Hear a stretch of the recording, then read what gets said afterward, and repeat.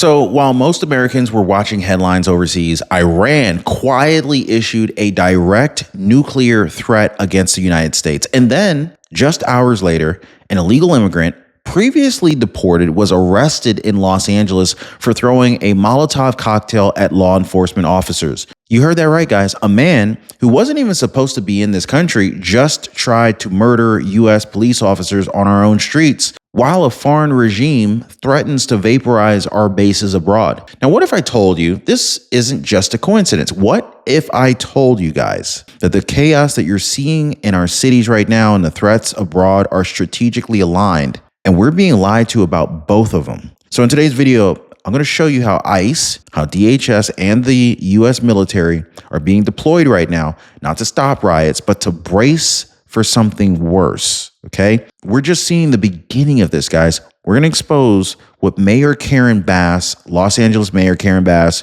and Governor Gavin Newsom of California did not tell you. Why President Trump is suddenly losing confidence in diplomacy, and unfortunately, the chilling truth about what Iran just moved in from China. Now, if you think America's safe right now, think again, guys, because while our leaders play politics, America is under attack. And by the end of today's video, you're going to see exactly how deep this thing goes. So let's get started. I want to start with what the media tried to downplay. What should have been breaking news in every household across this country, they try to downplay it. By the way, if you appreciate the daily news updates, please hit the like button and subscribe to the channel. Because while people were distracted by staged sound bites and celebrity drama, Iran's defense minister looked the United States in the face and threatened war. Not just symbolic, not a drill. He said, and I quote, "If a conflict is imposed on us, all U.S. bases are within our reach, and we will boldly target them." That's not some saber rattling. That is a battlefield declaration, and this just came as nuclear negotiations were collapsing. Now, here's the kicker, guys. Iran did not stop there. They promised a proportionate response if attacked, which, coming from a regime that calls us the big Satan, that should raise every alarm. But it gets worse, because just 24 hours later, President Trump went public, and for the first time, he admitted he's no longer confident that we're going to reach a peaceful deal with Iran. Think about that, guys. The man who's known for cutting deals around the world just said Iran's tone has become dangerously aggressive and things have changed. Now, unfortunately, that's not even the part that should scare you. What should scare you is what happened right here at home the moment Iran made that threat. By the way, do you think America's big Satan or is Iran big Satan? But before we get to what broke loose in Los Angeles, let's unpack why this is even happening now, because you're going to hear about Iran's ballistic missile stockpile and what they just brought in from China that has analysts warning they're preparing for something big. So stick with me, guys, because this is not just about what Iran says. This is about what they're about to do. So here's what most Americans have not been told. Just a few days ago, Iran placed a massive materials order with China. It's enough to manufacture up to 800 ballistic missiles. Think about it. At a time when they're threatening to wipe out U.S. bases off the map, they're not sitting at the table negotiating peace. They're stockpiling weapons fast. And according to the sources that are very close to U.S. and Israeli intelligence, this isn't about deterrence. This is about readiness. They're not trying to stop this thing. They're not trying to prevent this thing. They're buying ammonium percolate, a key propellant used in long-range solid fuel missiles, the kind that essentially carries payloads thousands of miles away in silence until it's too late. So now you might be thinking, surely somebody's keeping them in check, right? Well, that brings us to the IAEA, the global nuclear watchdog, okay? So here's the problem though. They admitted just days ago they can't confirm anything. They say Iran has denied full access, and without that, the world is flying blind. Iran claims their program is civilian only, but at the same time, their supreme leader is openly saying, no one will tell us what we can and cannot do. We will enrich our uranium, and if we want nuclear warheads, we will get them. And get this, guys, experts say they now have enough enriched uranium at 60% that with just one more step, they are just one more step to 90%, and they could build up to 10 nuclear warheads. 10. Let me explain it plain and simple. Iran is not bluffing anymore. They are preparing for the unthinkable. And while that threat grows overseas, what just happened in Los Angeles, what just happened in LA proves that danger is already here. Because in just a moment, I'm going to share with you guys exactly how a previously deported illegal immigrant with a criminal record was caught on camera throwing firebombs at American officers in the streets of Los Angeles. And here's the worst part. He was supposed to be gone. Hoping things improve is not a plan,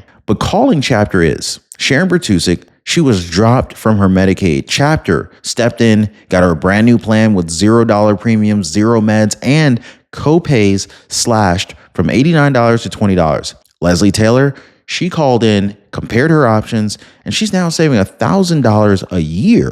They took action, and you can too. So give our friends at Chapter a call right now. Phone number is 909-563-8279, or better yet, hit them up on their website, askchapter.org/Ron. Link in the description down below, as well as their phone number down below. So, and by the way, Chapter is 100% free, so you have nothing to lose. So now let's go ahead and bring this threat home, okay? Because while Iran was issuing nuclear ultimatums, an illegal immigrant almost deported once, or actually not almost, he was deported once. He's back in the country and he got caught throwing a Molotov cocktail at ICE officers in Los Angeles. Think about it, guys. This man was not supposed to be here, but he was. And according to DHS, he wasn't just protesting.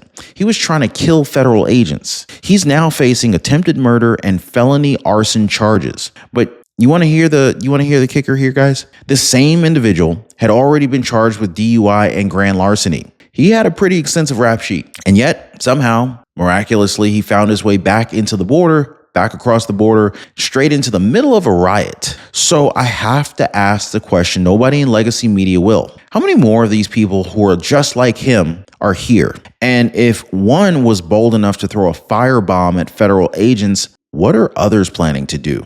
Now, here's where it gets a little bit more twisted. Los Angeles Mayor Karen Bass and her allies in the media claiming they had no idea ICE was operating that night. They said that they were caught off guard. But ICE Director Todd Lyons fired back immediately, saying that's a lie. ICE notified LAPD 48 hours in advance. They have the receipts, emails, records, proof. So why is LA Mayor Karen Bass lying? Why cover for chaos? That's not leadership. This is sabotage, guys. And it gets even more serious because for the first time ever, ICE agents were seen operating in LA under protection from the U.S. military. That's right, guys. Soldiers walking the streets. Photos show National Guard and Pentagon assigned personnel providing security while ICE moved in. Ask yourself this now. If everything's so peaceful like Newsom and Karen Bass claimed, why did ICE need military backup to make arrests in an American city? Now, of course, we need to dive into exactly how these leaders are just gaslighting the public, why DHS